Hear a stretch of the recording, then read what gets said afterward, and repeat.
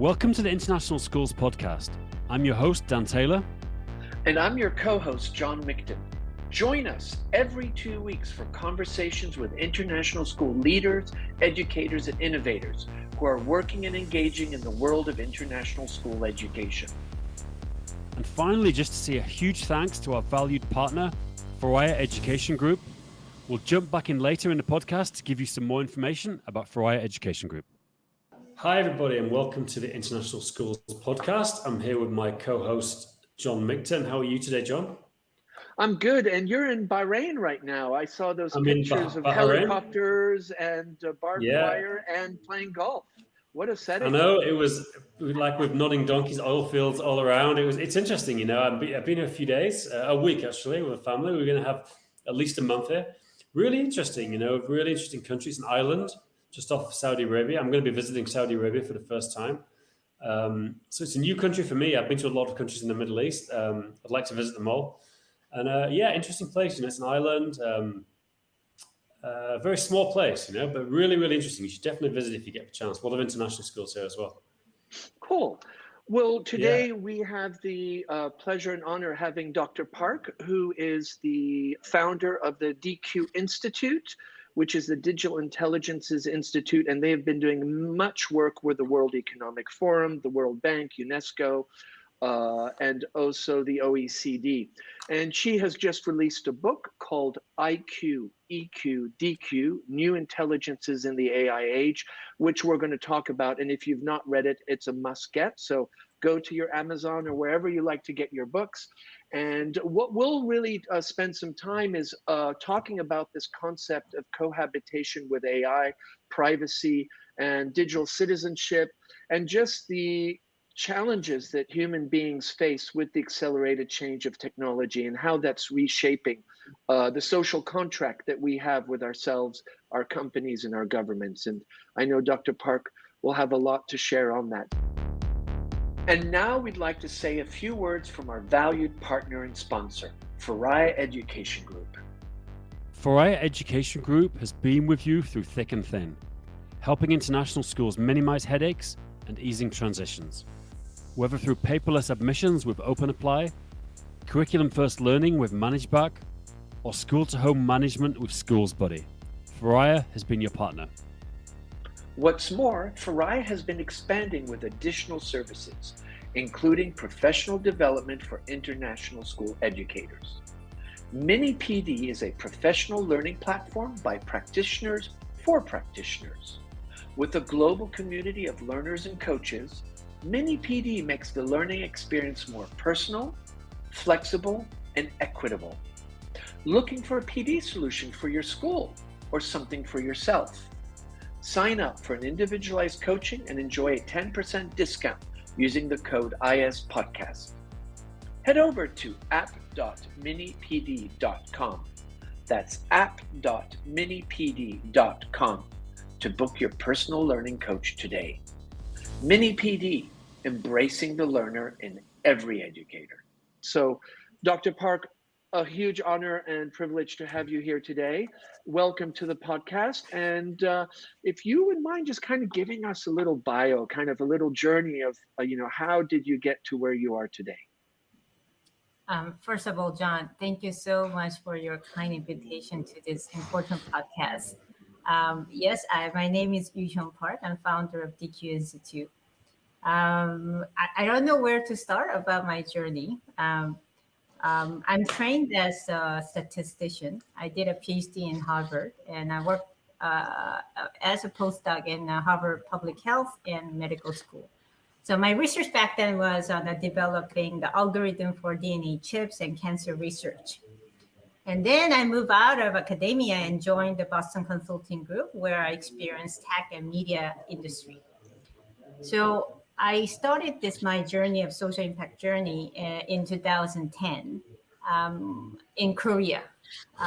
My organization name called Infolution Zero, which means that information pollution zero around our children. So it was started as a child of line protections in 2010.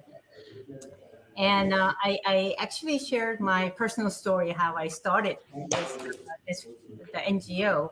I wrote it in the book, but it's quite personal story. But long story short, I started the social impact as more of a concerned and angry mother to protect our children from the cyber risk like gaming disorder, inappropriate content, risky content, and cyberbullying, privacy, and more.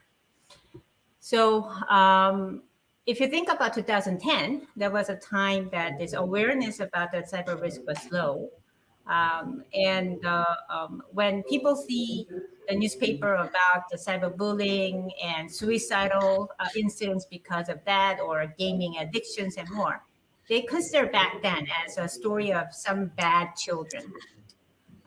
So it is more about like some incidental cases for the bad students and bad educations or bad company. But what I wanted to tell the world through the book is not about the few bad kids or few bad companies or few bad parents or teachers. It is this whole cyber risk issue is more systematic rather than episodic. What we want to address as a social impact journey is about technology and how we want to have educations to address this speed gap between technology and the human response. Technology moves very fast, and our education, compared to that, we are rather slow. How can we bridge that gap? That's where the DQ comes from. And it has been 10 years. And last year 2020, DQ, digital intelligence, became the global standard for digital literacy and digital skills and digital readiness. So that's kind of the story that I had in the last 10 years. I hope fantastic. That's perfect. And maybe tell us a bit about this global standard, because I know this is a huge step that basically we as a world have agreed to a standard on how we're going to navigate digital literacy and citizenship. So talk a bit about what is that global standard? What does that mean for people? Sure. I developed the concept of digital intelligence back in 2015. When I worked at the university called the Nanyang Technological University. What I observe is that, a lot of time we talk about this cyber risk issue. We see the social media issue, privacy issue, and more. And so a lot of parents and teachers, the first reaction is that how we can stop this, right? But at the same time, after COVID even more, technology is not an optional. Like all the children and all the students have to live in this digital world, and they have to be active part of digital economy. So this is huge predicament for the parents, teachers, and children. We know their risk. We don't know how to avoid it, but at the same time, they have to live in this digital world. So I try to create the concept of digital skills beyond just coding or technical skills. I want to develop the school of thought of digital skills as a new intelligence, like IQ and EQ. Now we are living in the AI age. What is a new intelligence that enables any individuals to thrive in this age of AI or fourth industrial revolutions, digital age, whatever we call. So I developed this concept of digital intelligence that is like overarching frameworks that includes any competency, all competency, technical, cognitive, social emotional, metacognitive, all competency that enables individuals to drive for driving this the fourth industrial revolution and AI age and more. So if you look at the come to dqinstitute.org, you can see the frameworks. But it is very simple frameworks that go from the digital identity, use, safety, security, emotional intelligence, literacy, rights, and communication, and more. And we look at the 3 different tiers of maturity models. The first is about digital citizenship, which is about how you live safely, responsibly, ethically. It's like a must-have, the life skill. And then when you know how to live online, that the next level is creativity. You know how to create. codings, makers, and all others can be part of this. And then the third piece is about the digital competitiveness, which is actually translating creativity into the values, innovations, impact, and more. So it is very simple about 8 times 3, DQ 24 competencies. And then I published it at the World Economic Forum back then, and then it was picked up by a lot of nations and industries. And then 2017, we started to discuss, and I got a call from the IEEE Standards Association, which is the world's biggest association that define the technology standard. And they call me and say, hey, Yuhyun, we look at the more than 100 literature to find the industry standard for digital skills. They found DQ is comprehensive, so they want to create it as a industry standard. So I invited the World Economic Forum and OECD to make it as a global standard, bridging education and technology all together. So to serve as a common language to define the digital skills. So that's kind of the background of how it became the global standard. What does it mean to the schools? It's actually giving the frameworks and thinking frameworks about when you think about the digital skills in your school. What are the things that you want to teach in your class? So it is not just about teaching them about the blockchain. It is not just thinking about just coding. It gives the holistic frameworks of how you want to develop the curriculum as well as the learning programs based on the global standard. Fantastic. And that's an amazing journey in the sense that you have such important organizations understanding the importance of your work. And I think that's what's really so interesting is that you have global organizations that are saying, hold on here, this is really important, having these digital skills and digital intelligence. Dan, you have a lot of background noise that is actually drowning us out. Okay, sorry.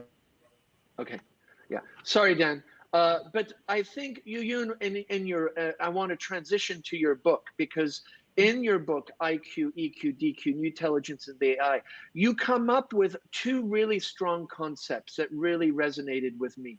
Was the idea of cohabitation with AI. Is as human beings, who wants to be in control? And you have many anecdotes, and there is this underlying current in the book about the importance of making sure that humans are in control and that we understand the ethics and the responsibility we have as we develop AI, that there's an ethical component. And you really highlight this importance of the human, who is in control. Why the book now? Why that message now and not, say, 5 years ago? Or why do you think today it's so much more important? And maybe it's because the publishers or whatever, but somehow it just seems so timely, this idea of the cohabitation with AI. Well, I think COVID helped us to understand that, like we are very much not ready.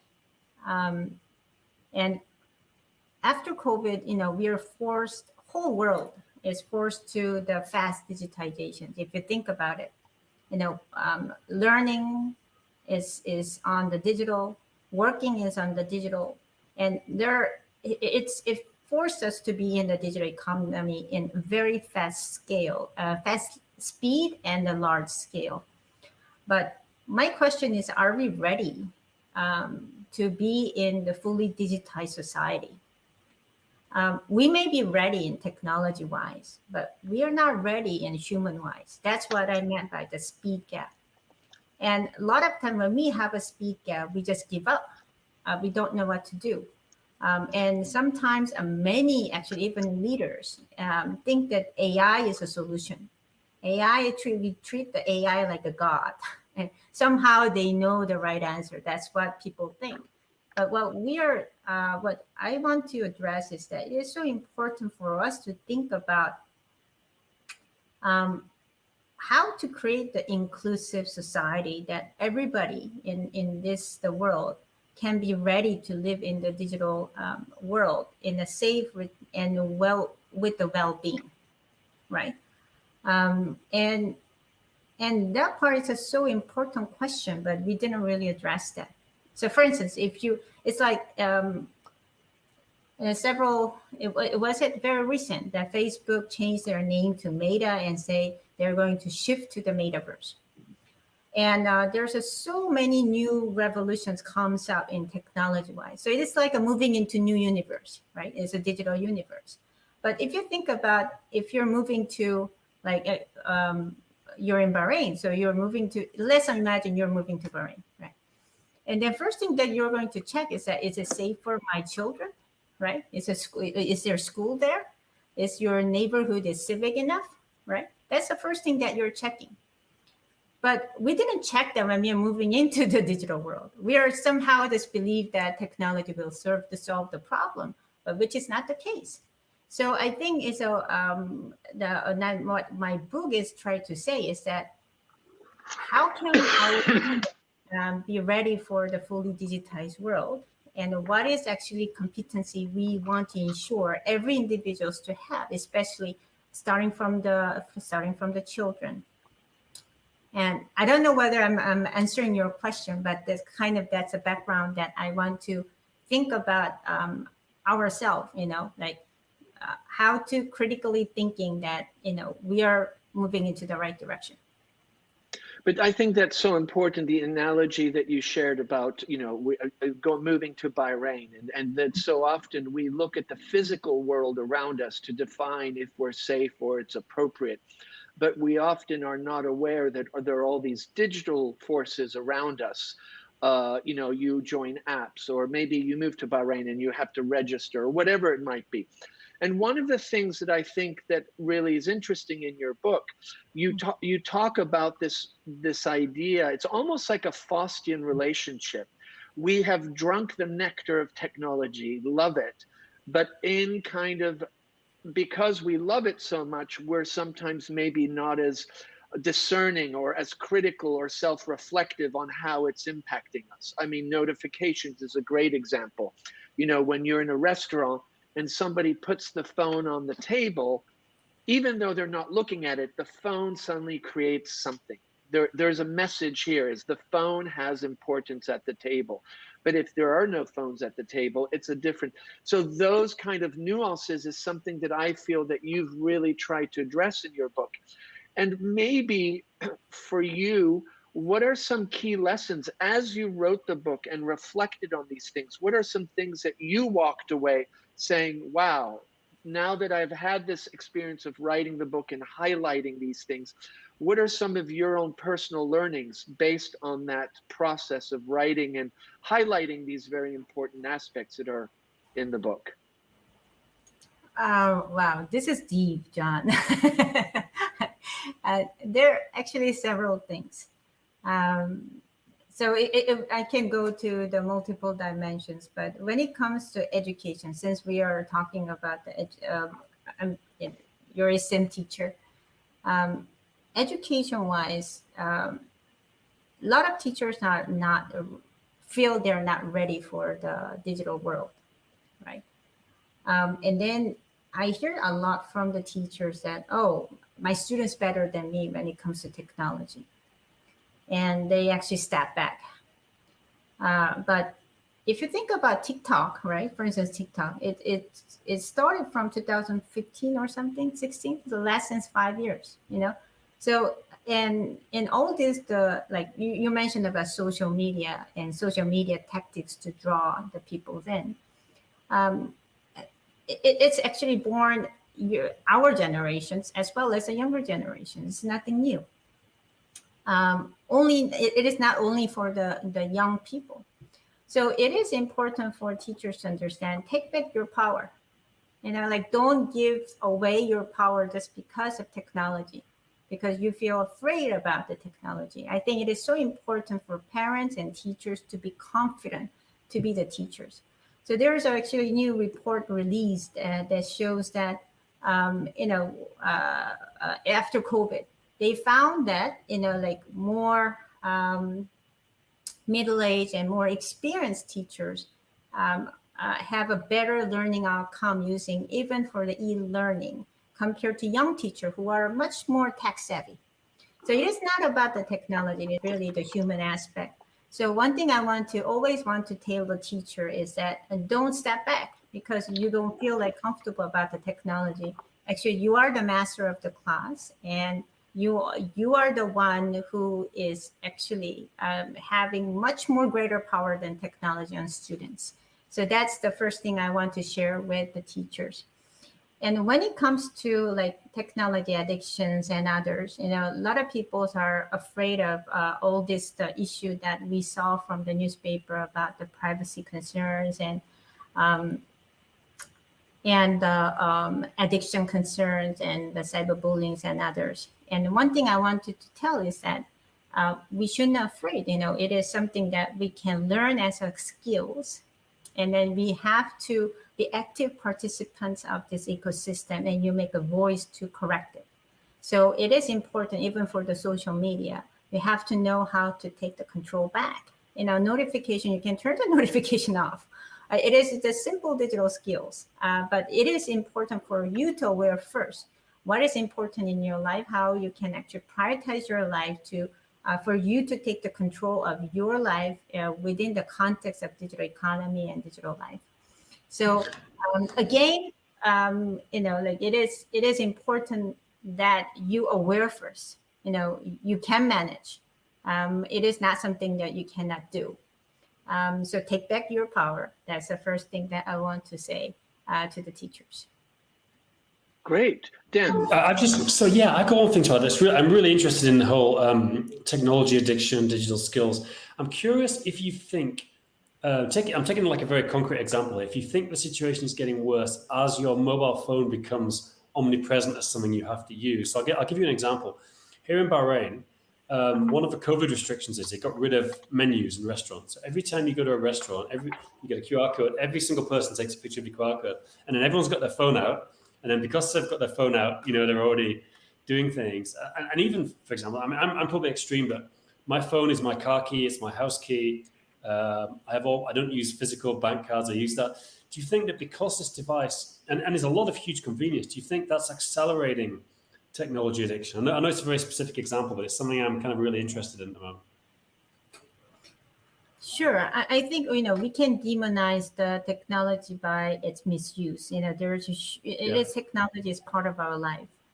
Again, I think it is emphasizing. That's why I put the digital citizenship, that the skills that enable you to use the technology in a balanced, healthy, safe, and responsible way is kind of life skill. So once you have a life skill, it is like you are turning the stove, right, in a way, right? And it is dangerous fire, but you know how to turn it on and you know how to turn it off. Likewise, technology, of course, is a different level and different, actually, the problem that is certainly existing in the social media and more. I am chairing the Safety Council in Asia Pacific and TikToks, and there are many issues that we have to solve in the company-wise and society-wise, regulation-wise, but personal level. Your responsibility is to learn to be the digital citizen.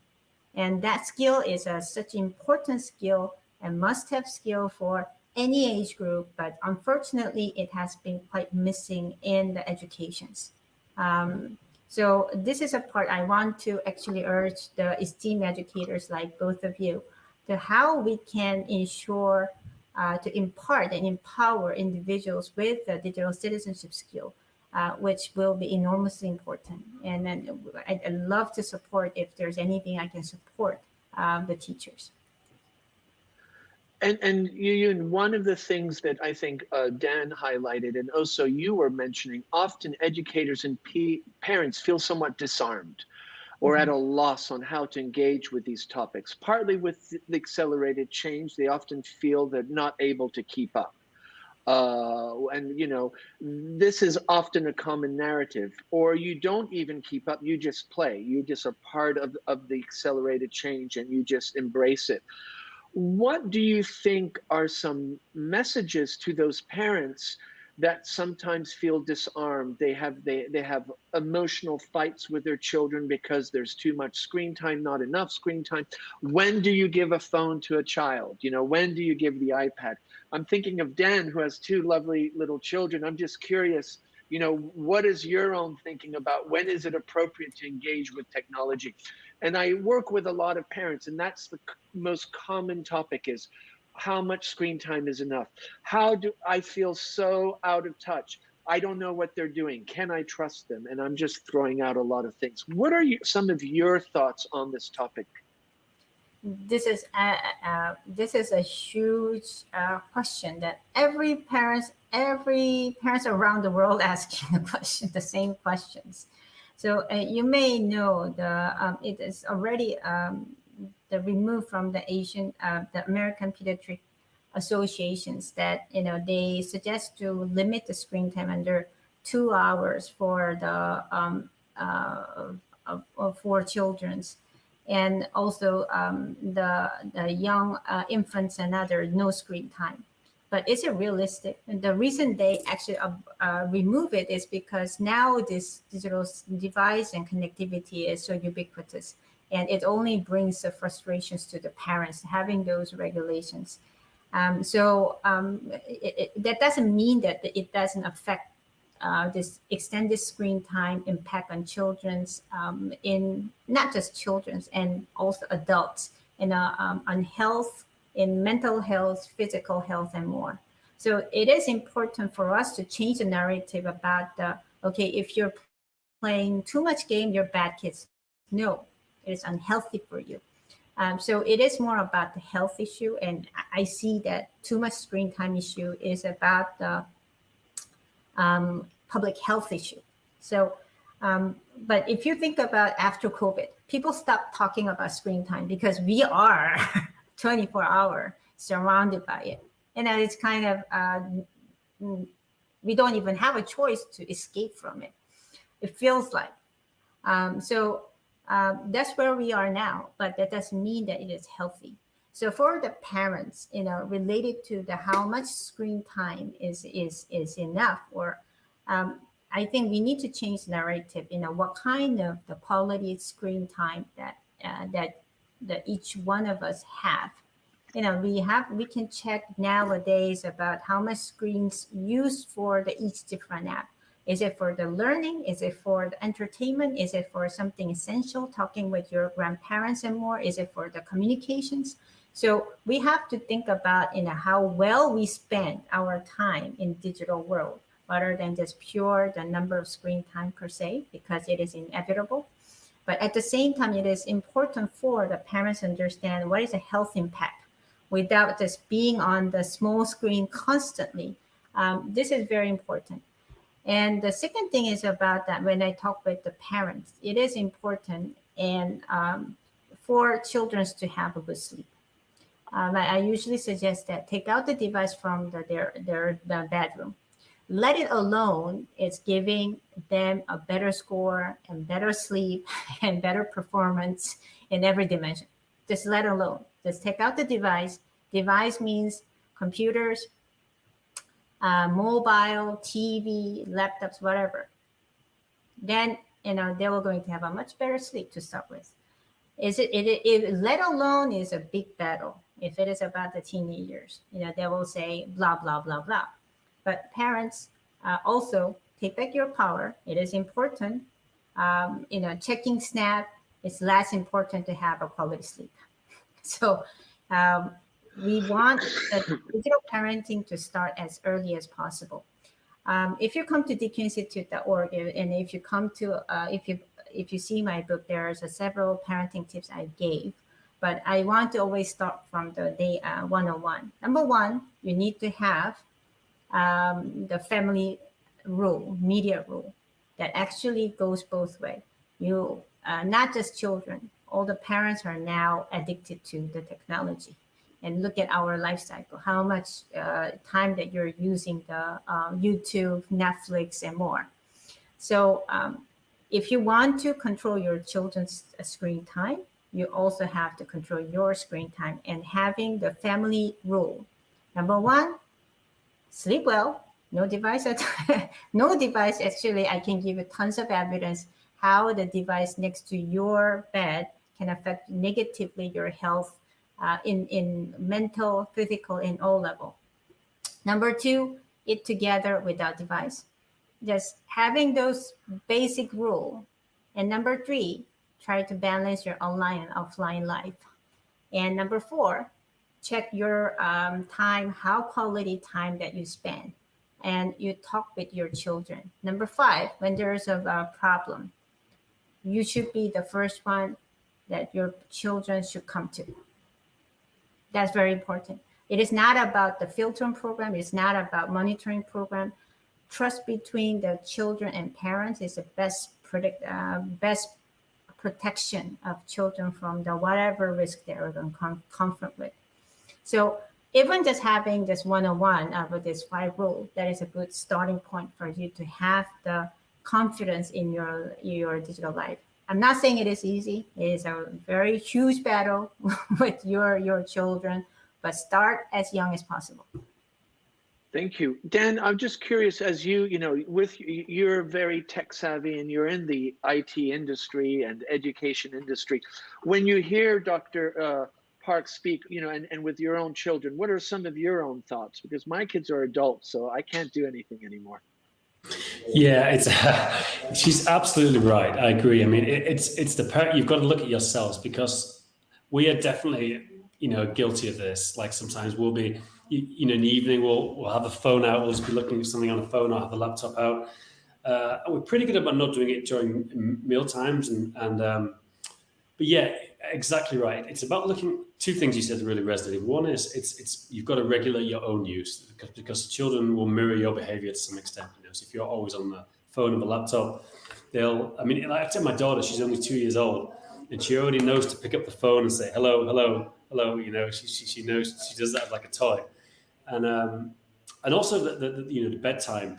But I think even that's difficult, because we always end up watching Netflix on the laptop in bed every day. And I know all that I've read some of the research you said about it negatively impacts you having a device in the bedroom, but I think you have to take responsibility as a parent to regulate your own use. That's everything comes from there. And secondly, what you said about your children have to come to you first. I mean, John, I don't know if you experienced this when because your children were older, that if you managed to convince to get through to them if they had a problem online, you were the first person they came to. Absolutely, because my thing with my kids, and I think Yuhyun has said that so nicely, is I wanted them to know whatever news they brought to me, it would not get an angry response. It would be, how can I help? Let me understand. So it was seek to understand before seek to advocate or make a decision. And so we very quickly developed that as that began. And sometimes my kids brought me news, and you could see my blood boil. And bless my wife, who is far more zen and calm, it was like, we're going to have bigger battles to fight.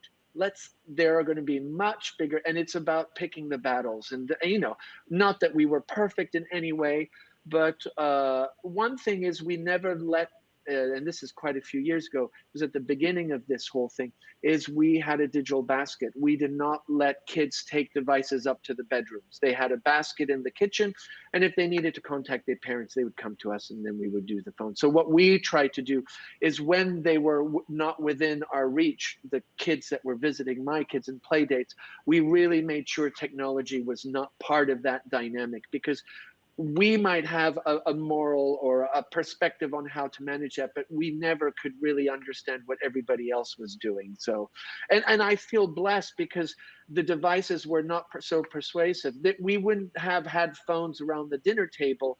But I know when we're in restaurants with my 2 adult children, you definitely have the phone. The menu is a great example. In Switzerland, you can't get a menu without scanning. So once the phone's on the table, notifications. So I think, Dan, your point's a really important one.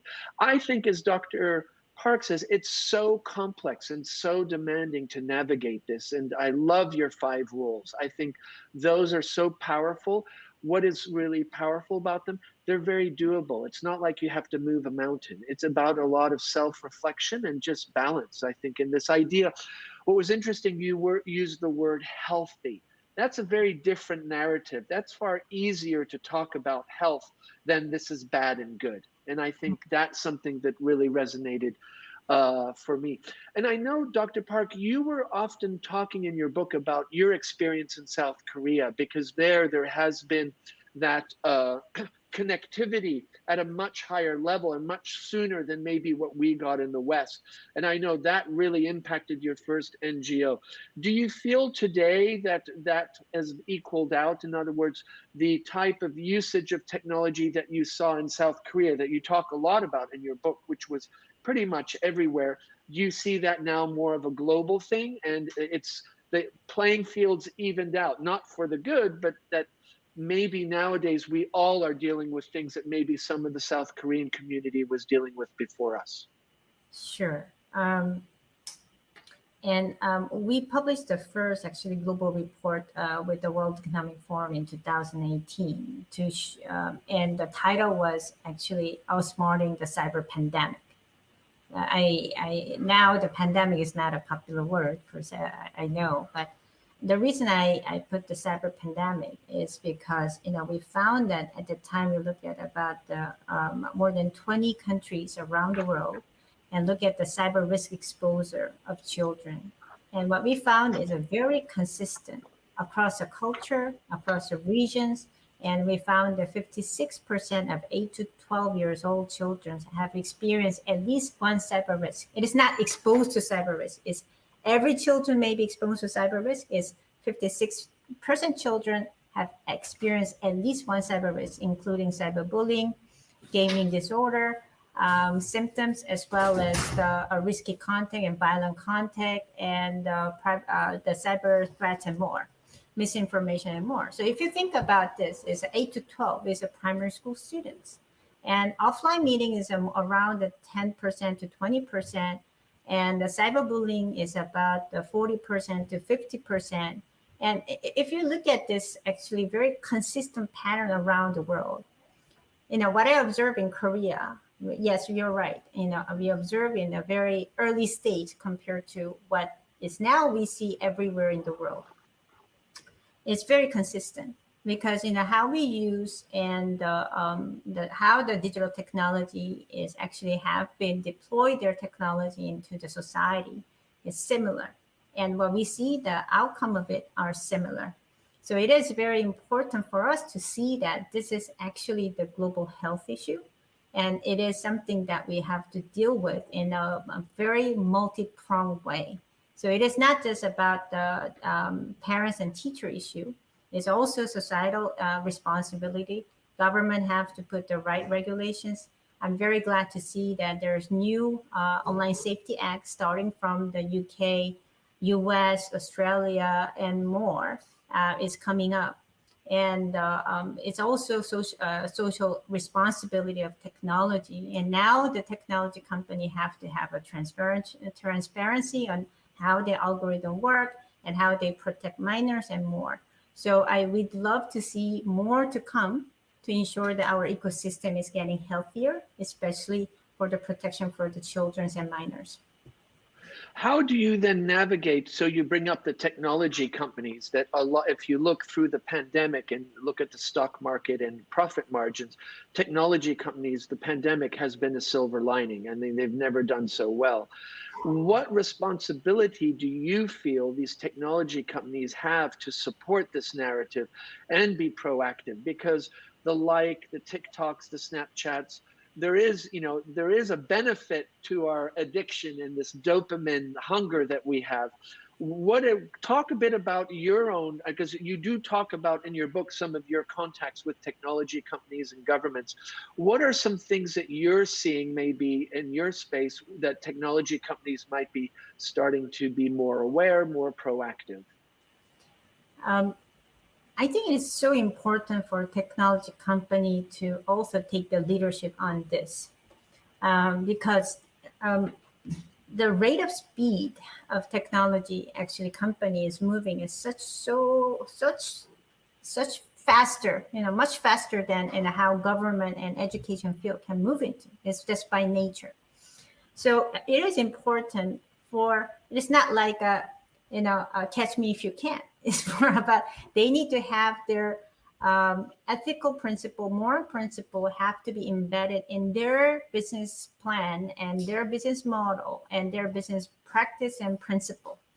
So I think it is so important for and technology to take the leadership. In order to make this happen, I think we need to be aware customers, because at the end of the day, it is our responsibility for the individual as a customer, as a user, to see how we can have our technology company to serve us as an individual with the human dignity, right? It is not like we are not the user that they can exploit the personal data and more, right? So I think users have to be aware, but technology company have to take the leadership on this. And I am pretty sure that they are aware of this issue, and they will work together with the government and the civic sectors and schools and more.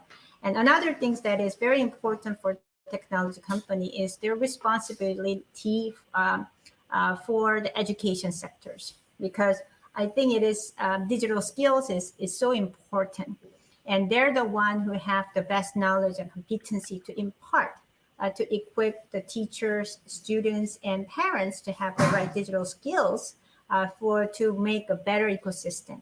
And I'm sure that technology companies are very well aware of their responsibility, and I see that a lot of the big tech is moving into the direction. But we hope that their involvement is more strategic and more systematic, and also supporting strategically on global south and more, and to make a more inclusive digital ecosystem.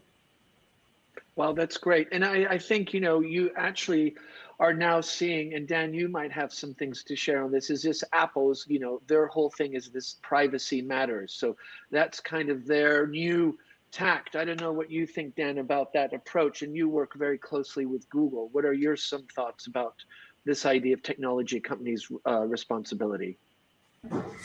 Yeah, I mean, I think you're right. Apple have made some good moves in this. I think Facebook are not very happy about it because it's really disrupted their ad model. I hate to be pessimistic, but I'm just not convinced that technology companies are going to do the right thing. Yeah, I think they will do the right thing if the profit motive dictates it. If they really think they're going to lose money, but I don't think there's actually a lot of altruism. Even though I love all these companies, I'm a Google partner, I work with Google, Apple, all these products, I like them. I'm just not, I just don't feel much optimism. I think if we can make market forces so that it benefits them to respect privacy things, it will happen. Yeah. And another thing is about, since you brought up the Facebook, and we observed how Facebook, the stock price has plummeted after their scandal issue, the minor safety issue. What actually that tells us is that now the world is going into the trust is the biggest capital they can have. And it is very important for users to be aware that they have also power. And we are not like receiving as they give whatever they like to give. So in the sense that digital citizenship of users is very important, because we need to be aware and a co-creator of the ecosystem rather than we just receive the services. So you're absolutely correct. There is so much that we can work together to improve the ecosystem, and it started from the individuals also. Yeah. I think the message that you share is this idea of co-creation is so important. Instead of being kind of a silent partner and just receiving it. And in your graphic, if you go to the DQ Institute site, you'll see that there are these three pillars. And the idea is, after digital citizenship, you want to be co-creating more than consuming. And one thing that I notice so often, many of the children that I work with and our staff, we notice they're very good consumers of technology. We always think, oh, they're so agile, but they actually don't know the dynamics and the nuances of the apps that they're working with, or let alone the privacy settings. So I think what you're saying is so important, is we need to be co-creators of this narrative. And I think so often I hear teachers and parents say, well, I can't do anything about it. I can't fight Facebook. I can't fight Snapchat. I personally think I disagree with that. And actually I say, well, look, we have the DQ Institute. Here's some frameworks that we can work with to engage in this. What do you say to people when they just throw their arms up and say, but how are we going to fight the Facebooks and the TikToks of this world? Start not using it. Yeah. So no, very simple. Exactly. Yeah. Start not yeah. using it. And then actually it is very important that this is what I actually wrote the book. Sometimes we need to ask a question: why do we develop the technology? Technology is only meaningful when it enhances humanness. That's what I actually core believe. It is not just my core belief; it's actually everybody's core belief. And when we talk about AI and all this, and this is some of the things that I always say is that, and I have also 2 kids. And then, we are telling the children that, oh, you have to compete against AI and you need to have a soft skills to compete against them. And I don't understand that. Why are we putting our children's compete against our own invention? Technology is our own invention, right? So a lot of times we just confuse with what we created and what we are worshiping. And sometimes technology becomes our master to worship. But actually it is our invention, still within our control. And it actually starts with individuals to go up all the way to the presidents of the countries and CEO of company, right? And we have to be very mindful about what we are creating and how what kind of technology that we are creating. Your teachers, I'm a DQ Institute founder, but every individual have our role. And then when we have those, the public consensus, building public consensus, starting with our own spheres of influence to understand, how we should manage and control the technology should be the starting point. And I think it is so important for us to have this idea to actually the children. And I always say, whenever people ask me about what do I think about AI? I'm trained as a statistician, and a long time ago, I worked in the AI field. And AI is, a lot of times we treat the AI as kind of God. Oh, but actually, if you think about it, it's a bunch of course, it's advanced technology, and it is much more, it's getting more and more advanced, and which is inevitable. But if you think about it, we need to encourage children and students to demystify technology. It started with the linear algebra. It started with your classroom teaching the linear algebra from the very elementary or middle school. And then, we need to enable the students that, technology is our invention, and then you can also be a co-creator of the invention, and you can control it. And related to the parental and all this, the frustration, I fully understand, right? But, it can start with very simply, I don't use Facebook anymore. And then I actually talk to my children about this impact of technology on children. I talk with my network about my concern. And you talk with whenever you walk with the politician and say, hey, this is our concern. And it has to be part of our policy, national policy. And you can actually talk with the technology company. And there's so many things that we actually can do if you are really concerned. So it is really about take back your power. Take back your power, starting from the knowledge starting from the education. So I think you have a great responsibility to start it.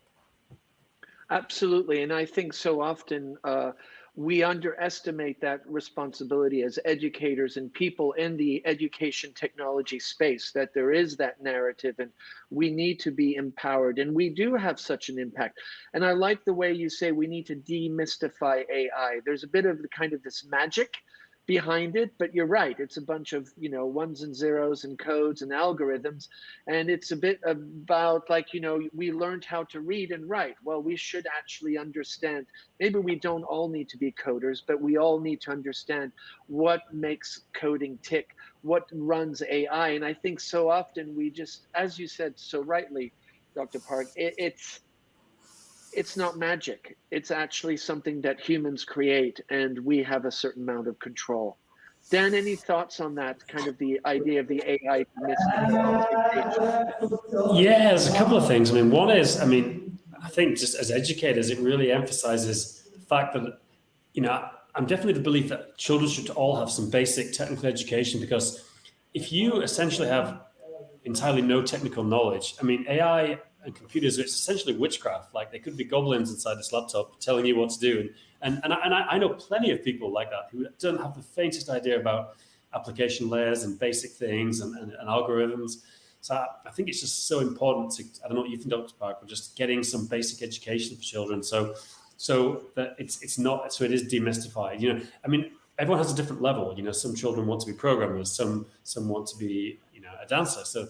But I think even the child that wants to be a dancer has to develop, a certain amount of technical knowledge to navigate the world. Yeah, it's one of the key, you learn how to read, write, and do mathematics. Well, guess what? You need to know how to have digital intelligence. I think it's now become like your book is. You say IQ, EQ, DQ. Those are some of the 3 pillars of being a human being and navigating the world. Is that the idea of having the 3 in the title, IQ, EQ, DQ? I wrote it in my book, and I was actually thinking about, looking at the history, and then what is actually societal changes, brings the changes in educations. So one thing that I found is that what is a human? A lot of times when I am involved in this technology, ethics, and educations and more, the last question, regardless scientists, engineers, or global leader, CEO, the last question that we all ask is, what is human? In this age of AI. But if you think about the human, we usually say human has 3 components: body, mind, spirit, right? And if you think about the first and second revolutions, industrial revolution, when the machines and the factory actually came in a mechanical machine, that is the first time that we found that, our machine can do better physical work than ourselves, right? So that's where the IQ was born, because society needs smart children who can work in the factory in a very effective way. And then, like third industrial revolution happened, where the computer is built and people come to the city, and the complexity of the human interaction has increased. And it's very interesting. The EQ was born right around the time. So when technology evolved, societal dynamic change, and then society needs different level of intelligence. And that's where the people who have those intelligence can succeed in that society. So I was actually thinking about what is this, and now we have entered into fourth industrial revolutions. And then if you think about it, like machine replace our physical strengths, and then AI now actually replacing our mental work, right? What do I leave? A spirit. And what is spirit? Nobody knows, right? Some people called it agency. OECD called it agency. And some people called passion. Some people called, Asian calls chi. And we have all different names, but that actually tells us who we are as a human. But I think it is a very important element of the spirit, is a community, about relationship, about people like interacting with each other. And this is a very important component that we have to think about. So DQ is about I love how you phrase it, John, cohabitance with AI, but it's also cohabitance with our fellow human being in the context of the AI age.